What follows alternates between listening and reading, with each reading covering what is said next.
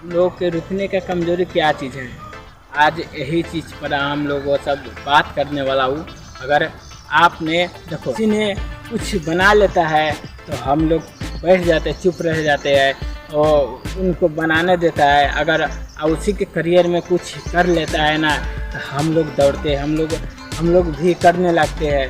तो वो कर लिया था नहीं, वो कर लिया था नहीं तो मैं भी कर सकता हूँ ना।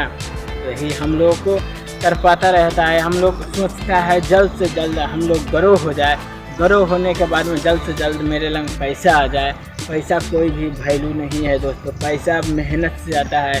आप जब तक ले पसीना गिरा कर नहीं कमाएगा ना, जब तक ले आप लंग पैसा क्या, उसको एक भी रुपया भी नहीं आएगा, एक पैसा भी आप लंग नहीं आएगा। तो आपको उसको मोहब्बत जानना पड़ेगा, तभी भी आप लंग पैसा आ सकता है, आ जाएगा। ठीक है, तो आपको पैसा एक एक रुपया आपको बचाना पड़ेगा, आपको बैंक अकाउंट में रखना पड़ेगा।